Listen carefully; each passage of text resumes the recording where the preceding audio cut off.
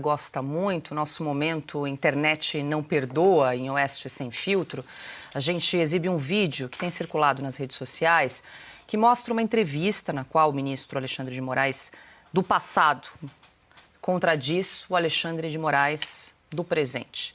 A fala ocorreu numa entrevista ao comentarista Marco Antônio Villa em janeiro de 2020. E, na ocasião, o ministro do Supremo disse que a Constituição não permite a censura. Liberdade de expressão e responsabilidade. Então, você quer publicar uma biografia não autorizada? Você pode publicar. Não pode ser censurada. Se você extrapolou, ofendeu, há uma indenização. Responsabilidade. Não se pode censurar. Só que você deve ter responsabilidade, como em qualquer lugar do mundo. Não há país, e eu não sou americanófilo, mas em relação às liberdades públicas, à fortaleza das instituições, os Estados Unidos realmente nos dão um exemplo. Não há país onde a liberdade de expressão seja tão ampla quanto nos Estados Unidos. Lá, inclusive, diferentemente da Europa continental, do Brasil, até o discurso de ódio é permitido. Partidos neonazistas, publicações, onde há uma restrição de discurso de ódio na Europa, no Brasil.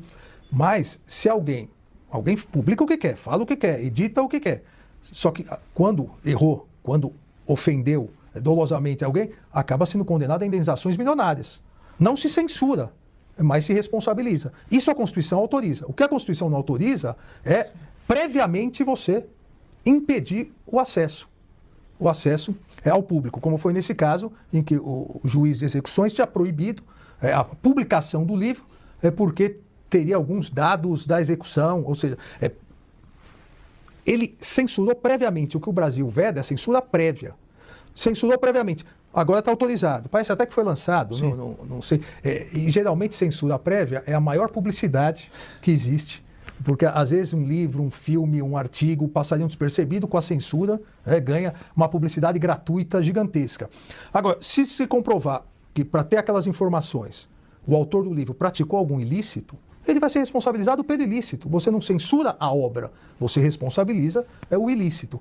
E nesse aspecto, me parece que o Supremo Tribunal Federal, desde 88 para agora e em recentes decisões, tem sido muito firme em proibir qualquer censura prévia. Vem sendo muito firme em garantir a liberdade de expressão. Eu mesmo fui relator e declaramos inconstitucional da legislação eleitoral que proibia, no período eleitoral, sátiras e programas humorísticos contra candidatos. Eu recebi vários atores tal, que até me perguntavam, mas se nós não formos fazer em período eleitoral, qual a graça de fazer fora do período eleitoral? Então, obviamente, a sátira, a crítica, a opinião desfavorável, isso faz parte da liberdade de expressão. Nós não podemos querer uma liberdade de expressão só com aquilo que nós concordamos. É diferente, eu volto a insistir, a ausência de responsabilidade após o exercício da sua liberdade de expressão. Então, liberdade de expressão com responsabilidade. Quem se excedeu vai responder por isso. Tá, então, Silvio, entrevista que foi concedida ao canal do Marco Antônio Villa em janeiro de 2020, o mesmo ministro que bloqueou a Rede X aqui no Brasil por 40 dias, impediu aí que 40 milhões de brasileiros tivessem acesso à rede social.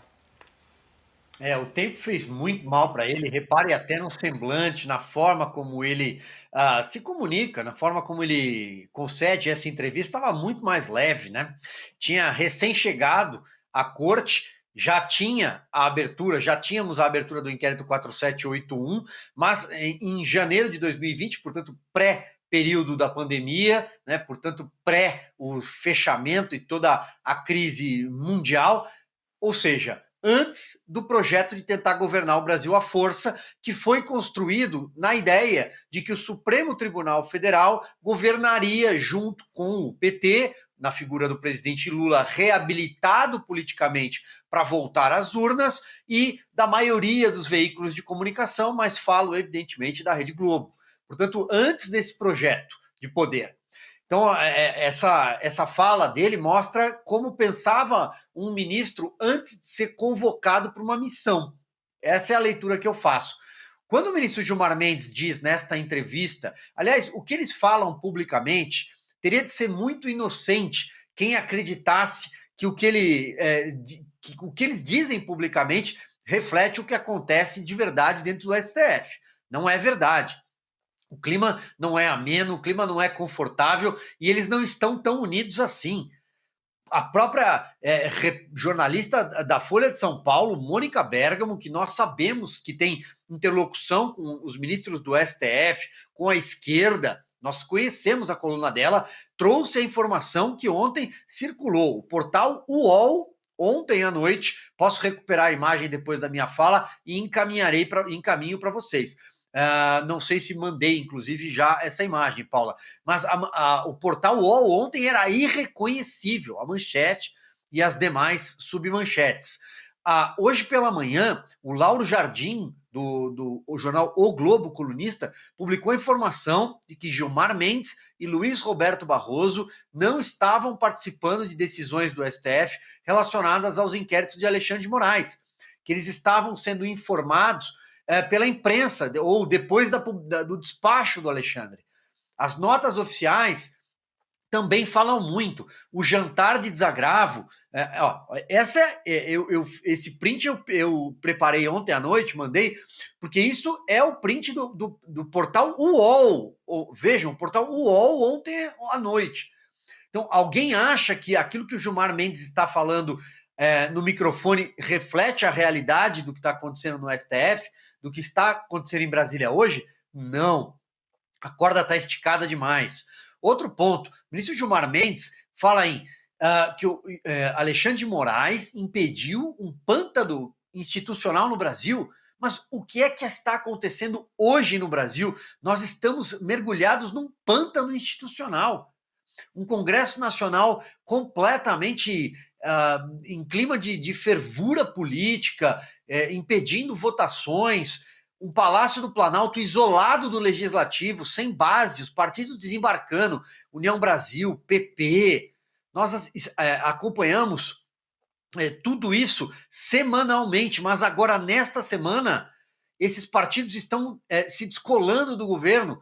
Um presidente da República que usa uma vestimenta chavista ou comunista, chinesa, e diz que a pretensão dele é encerrar o mandato tentando implantar o socialismo no Brasil, completamente senil. E isso não é um pântano institucional. O governo não tem voto para passar um projeto de lei hoje. Nada. A questão da tabela do imposto de renda talvez não vá passar, está comprometido. Então, isso não é um pântano institucional. O direito foi completamente, o Estado Democrático de Direito abandonado, o ordenamento jurídico pisoteado, a Constituição não vale mais nada. E ele vem falar em pântano institucional com o governo Bolsonaro? Não. Então, eu acho que o brasileiro já entendeu o que está acontecendo e o brasileiro acordou. 3 de agosto foi a maior demonstração disso. O Brasil foi às ruas para chamar a classe política para as ruas. É o Brasil que não aguenta mais, é o brasileiro pagador de impostos que saiu em defesa do Brasil. O Gilmar Mendes, o que ele fala não é o que acontece.